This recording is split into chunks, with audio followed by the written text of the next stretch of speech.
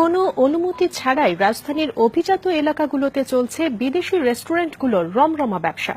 দেশের প্রচলিত আইনের তোয়াক্কা না করে সেখানে চলছে মদ বিক্রি এবং নানা ধরনের অপকর্ম। মাছরাঙার অনুসন্ধানে মীর মঞ্জুরুল হোসেনের ক্যামেরায় ওবায়দুল কবিরের বিশেষ রিপোর্টে উঠে এসেছে তারই কিছু অংশ। বনানী ২৭ নম্বর সড়কের পিয়ংইয়ং রেস্তোরাঁ, মালিক উত্তর কোরিয়ার নাগরিক রাগান সু হোয়া। কোন রকম অনুমোদন ছাড়াই এখানে সন্ধ্যার পর থেকে এভাবেই চলতো নাচ, গান আর মদের পার্টি। এমন অভিযোগের ভিত্তিতে ১৪ই মে সেখানে অভিযান চালায় আইন শৃঙ্খলা রক্ষা বাহিনী ও শুল্ক গোয়েন্দারা। উদ্ধার করা হয় বিপুল পরিমাণে মদ, বিয়ার, সেই সাথে যৌন উত্তেজক ওষুধ ভায়াগ্রা। আটক হন মালিক। বন্ধ করে দেয়া হয় রেস্তোরাঁটি। অভিযোগ রয়েছে দূতাবাসের কূটনৈতিকদের মদদে আন্তর্জাতিক চোরাচালান চক্রের সদস্যদের আস্তানা ছিল এই রেস্টুরেন্টটি। তবে আইন কানুনওয়ালাদের ম্যানেজ করে কূটনৈতিকদের হস্তক্ষেপে এই রেস্টুরেন্টটি নারীদের দেখিয়ে ফের শুরু করেছে তাদের রমরমা ব্যবসা, যদিও কর্তৃপক্ষ বলছে তাদের কোনো অনুমোদন নেই। I don't know English very well. Anyway, just my boss is not here. পিয়ংইয়ংয়ের কথা যেটি বললেন সেটি কিন্তু আবাসিক এলাকায়, আমরা সেখানে কোনো ধরনের লাইসেন্স আমরা দিই না। শুধু এই রেস্টুরেন্টই নয়, রাজধানীর অভিজাত এলাকার আরো বহু রেস্টুরেন্ট রয়েছে যেগুলো বিদেশিরা চালায় কোনো অনুমোদন ছাড়াই। গুলশান ২-এর ৫১ নম্বর রোড, সেখানে অনেকদিন ধরেই ব্যবসা করছে কোরিয়ান এই রেস্টুরেন্ট।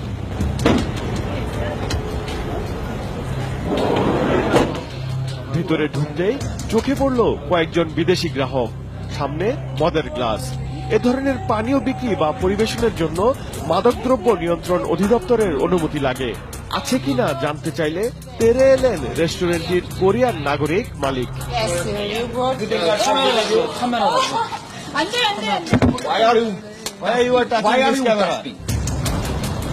একই পরিস্থিতি পাশের জাপানি রেস্তোরাঁ টোকিওর। মালিক জাপানি নাগরিক ইউসুকি সাবিতা। ভিতরে গিয়ে দেখা গেল প্রত্যেক টেবিলেই পরিবেশন করা হয়েছে অ্যালকোহল। অনুমতির প্রশ্ন তুললে সদুত্তর দিতে পারেনি সংশ্লিষ্টরা।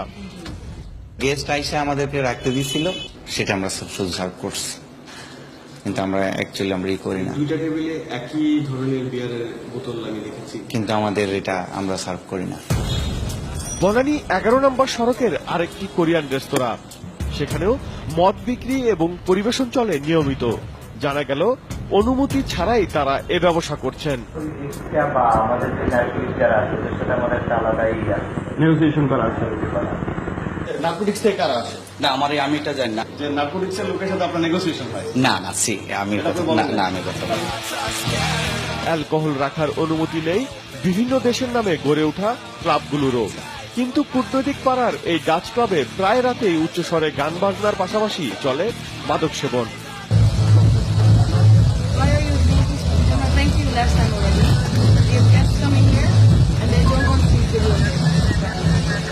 একই অবস্থা এই স্ক্যান্ডিনেভীয় কূটনৈতিকদের ক্লাবেও। দুটো প্রতিষ্ঠানই সরাসরি বিদেশিদের তত্ত্বাবধানে পরিচালিত। ভিতরে ঢুকতেই বাধা আসে। জোরে জোরে যে গান বাজান, কেউ কি কমপ্লেন করছে আপনাদের কখনো? না, এটা তো কমপ্লেন করার কথা না, এটা সবার পারমিশন নেওয়া আছে। তো যেহেতু এই জায়গাটা ব্যবসা প্রতিষ্ঠান, এটা তো দিতেই দিবে, কারণ এটা না দিতে দিলে তো এই জায়গাটা এত টাকাতে ভাড়া নিচ্ছে, বুঝেন না? মানে এরা এখানে অ্যালকোহল খায়? হ্যাঁ, এখানে তো যেহেতু বার আছে, এটা থাকতেই পারে। মাদকদ্রব্য নিয়ন্ত্রণ অধিদপ্তর বলছে রাজধানীতে অ্যালকোহল বিক্রি, মজুদ কিংবা পরিবেশনের অনুমতি দেওয়া হয়েছে ৯৪টি প্রতিষ্ঠানকে। সেই তালিকায় গুলশান বনানীতে গড়ে ওঠা এই প্রতিষ্ঠানগুলোর কারোই নাম নেই। কেউ যদি এই ধরনের লাইসেন্স ব্যতি রেখে তারা তাদের ব্যবসা পরিচালনা করে থাকে, তারা যে কোনো অ্যালকোহল বা মাদকদ্রব্য বা আমি বলি যে মদ জাতীয় পানীয় বিক্রি করে, তাহলে এটা অন্যায় হবে, এটা অবৈধ হবে।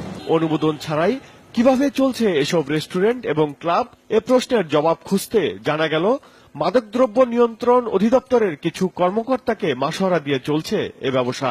আমাদের মধ্যে যে একটা অংশ নষ্ট নাই সেটা আমি বলি না। সুনির্দিষ্ট যদি অভিযোগ থাকে যে মিস্টার এক্স এবং ওয়াই এর বিরুদ্ধে এরকম আছে, তাকে সে অবৈধভাবে সুযোগ নেওয়ার জন্য, অন্যায়ভাবে লাভবান হওয়ার জন্য সেই কাজটা করেছে, সে এই কাজটা করেছে, এরকম সুনির্দিষ্টভাবে যদি অভিযোগ আসে তাহলে আমি তাকে স্পেয়ার করা মানুষ না, আমি তাকে ছাড়ব। তবে যে সমস্ত ক্লাবের মদ বিক্রির বৈধতা রয়েছে তারাও করছেন নানা অবৈধ কাজ, যেমন গুলশানের এই কোরিয়া বাংলা ক্লাব, যাদের মদ কেনার অনুমতি রয়েছে, শুধুমাত্র তাদের কাছেই তা বিক্রি করার কথা থাকলেও সবার কাছেই বিদেশি মদ ও বিয়ার বিক্রি করছে ক্লাবটি। অনুমোদন পাওয়ার পরে গভর্নমেন্টের যে রুল আছে রুল মতো আমাদের পরিচালনা করা, পারমিট হোল্ডারের কাছে ড্রিঙ্কস বিক্রি করা। বনানীর এই রেস্তোরাঁটির মালিক চীনা নাগরিক টম। ভিতরের ফ্রিজ আর অতিথিদের টেবিলে পাওয়া গেল বিদেশি মদের বোতল, সেখানেও ছবি তুলতে গিয়ে পড়তে হলো বাধার মুখে। Why? Huh? You inform me? No. You know, inform me. You say put camera back. Okay, off the camera. No less than 14 years. You mother hell? Can open এক পর্যায়ে 14 years? শারীরিকভাবে লাঞ্ছিত করা হয় মাছরাঙ্গার camera পার্সনকে। Are you writing about 14 years? Why you touch camera? Why you touch my camera? হ্যাঁ, বিয়ার এখানে মাঝে সাথে থাকে আর কি, ওইটা আর কি ধরেন কেউ এসে চাইলো, চাইনিজ গেস্ট অথবা বিদেশি গেস্ট আসলে তারা আর কি। আমি সেটা সঠিক জানি না। শুধু অ্যালকোহলই নয়, রেস্তোরাঁটির রান্নাঘরে মিলল জীবন্ত কচ্ছপ। জানা গেল চীনাদের খাবারের তালিকায় রয়েছে সাপ, কুচিয়া, কচ্ছপ সহ দেশি নানা দুর্লভ প্রাণী। বন্যপ্রাণী কেউ যদি রাখে, বন্যপ্রাণী অংশ রাখে, দেহের অংশ রাখে, কেউ যদি বন্যপ্রাণীর মাংস রাখে বা মাংস খায় অথবা বিক্রি করার জন্য মার্কেটে নিয়ে যায়, তাহলে সে ওই আইনের অর্থাৎ বন্যপ্রাণী সংরক্ষণ নিরাপত্তা আইন 2012 34 খ ধারায় সে দোষী সাব্যস্ত হবে। একই এলাকার 35 নম্বর রোডের এই চাইনিজ রেস্তোরাঁয় বাধার কারণে ক্যামেরা নিয়ে ঢোকাই যায়নি। ভিতরে আমরা একটু ঢুকতে যাচ্ছি না, বাহির থেকে নিচে যায় এনাফ। রাজধানীর অভিজাত এলাকাগুলোতে ঠিক কতগুলো বিদেশি মালিকানাধীন রেস্তোরাঁ রয়েছে তার কোনো সঠিক পরিসংখ্যান নেই কর্তৃপক্ষের কাছে। গুলশান 2-এ সুরা নামে এই রেস্তোরাঁর মালিক কোরিয়ান নাগরিক গুইনাম পার্ক। তার এমন দুটি প্রতিষ্ঠান রয়েছে এই আবাসিক এলাকায়। তিনি জানান, সিটি কর্পোরেশন থেকে ট্রেড লাইসেন্স নিয়েছেন, কিন্তু সিটি কর্পোরেশন বলছে দেয়া হয়নি। 파미션 이게 또 저기 시티 코퍼레이션에서 파미션. গুলশান, বনানী, বাড়িধারা, এটা হচ্ছে পুরা আবাসিক এলাকা। আমরা সেখানে নিষেধ করা আছে সরকারিভাবে আমাদের মন্ত্রণালয় থেকে যে এই এলাকায় ট্রেড লাইসেন্স দেওয়া যাবে না, কারণ এগুলোতে ব্যবসা পরিচালনা করার জন্য নয়। এই এলাকাগুলি হচ্ছে এক্সক্লুসিভলি আবাসিক এলাকা।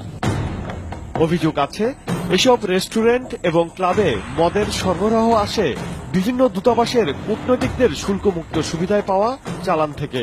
বিশেষ করে ছোট দূতাবাসগুলো তাদের জন্য বরাদ্দ লিকারের পুরোটাই তুলে তার বড় একটি অংশ বিক্রি করে দেয় এসব রেস্টুরেন্ট এবং ক্লাবের কাছে। আর অবৈধভাবে ব্যবসা পরিচালনার ক্ষেত্রে উত্তর কোরিয়ার দূতাবাসের কূটনৈতিক এবং কর্মকর্তারা তো সরাসরি তাদের প্রভাব খাটান। আমরা বাংলাদেশের স্থানীয় আইনে যারা তোয়াক্কা করেন না সেরকম মানুষের বিরুদ্ধে, সেটা বিদেশি হোক কূটনীতিক হোক, সবার জন্য আইন সমান এবং সেইভাবে আমরা ব্যবস্থা নেব। The municipal corporation taxation rules 1986-এর 42 থেকে 48 ধারায় বিদেশিদের এদেশে ব্যবসা করার কথা বলা রয়েছে, অথচ সেই ধারা তোয়াক্কা না করেই নিজের খেয়াল খুশি মতো নানা ধরনের অবৈধ ব্যবসা করে যাচ্ছেন বেশিরভাগ বিদেশিরা, করছেন নানা ধরনের অপকর্ম। স্থানীয় আইন ভঙ্গকারী এসব অবৈধ ব্যবসায়ীদের বিরুদ্ধে সরকার কি ব্যবস্থা গ্রহণ করে সেটি এখন দেখার বিষয়। ওবায়দুল কবির, মাছরাঙা সংবাদ, ঢাকা।